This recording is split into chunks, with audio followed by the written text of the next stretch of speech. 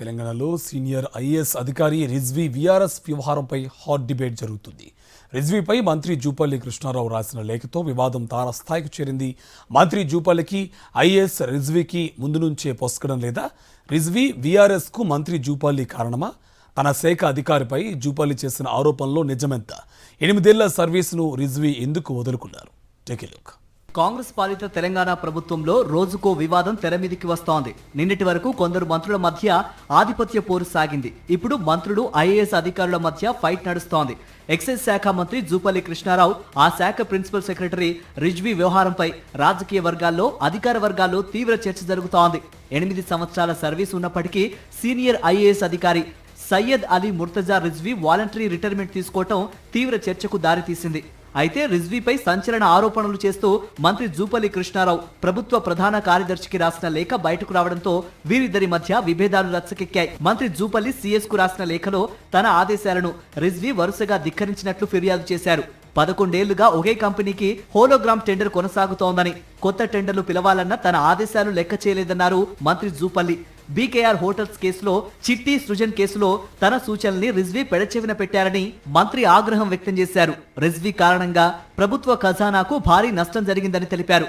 ప్రతి ఫైల్ను సీఎంఓకు పంపుతున్నారని మరో ఫిర్యాదు చేశారు. ప్రతి పనికి మంత్రిమండలి ఆమోదం కావాలని చెప్పడం కూడా బాగాలేదన్నారు జూపల్లి. దీనివల్ల పనుల్లో జాప్యం జరుగుతోందని సీఎస్ కు తెలిపారు. ఏబిడి కంపెనీ ఫిర్యాదులో 1815 కోట్ల రూపాయల మేర రాష్ట్ర ఆదాయానికి నష్టం జరిగిందని, దీనిపై వివరణ అడిగితే ఎటువంటి సమాధానం అధికారులు ఇవ్వలేదని మంత్రి తన లేఖలో పేర్కొన్నారు. 90 ml ప్యాక్ సైజ్ అంశంలో రాష్ట్రానికి భారీ నష్టం జరిగిందని, దీనిపైన అధికారులు వివరణ ఇవ్వలేదన్నారు. Bars and liquor shops association ఫిర్యాదులను పెండింగ్ లో పెట్టారన్నారు. టెండర్ల విషయాల్లో గాని, ఆర్థిక అంశాల్లో గాని రూల్స్ ఖచ్చితంగా పాటించేలా చూడటం ప్రభుత్వ విధానమని, తగిన అధికారం లేకుండా ఏ కాంట్రాక్టర్ను కొనసాగించడానికి వీలు ఉండదని మంత్రి స్పష్టం చేశారు. శాఖ మంత్రిగా తన ఆదేశాలను పాటించకపోవటం రూల్స్ బ్రేక్ చేయటం కిందకు వస్తుందని మంత్రి పేర్కొన్నారు. ప్రధానంగా రిజ్వీ ఐఏఎస్ బిజినెస్ రూల్స్ కు విరుద్ధంగా వ్యవహరించినట్లు జూపల్లి తన లేఖలో పేర్కొన్నారు. రిజ్వీ వాలంటరీ రిటైర్మెంట్ పై సీఎస్ కు మరో లేఖ రాశారు మంత్రి జూపల్లి కృష్ణారావు. రిజ్వీ విధుల్లో నిర్లక్ష్యం వహించారని, అతనిపై తీవ్రమైన ఆరోపణలు ఉన్నాయని, రిజ్వీకి వాలంటరీ రిటైర్మెంట్ రిజెక్ట్ చేయాలని లేఖలో సూచించారు.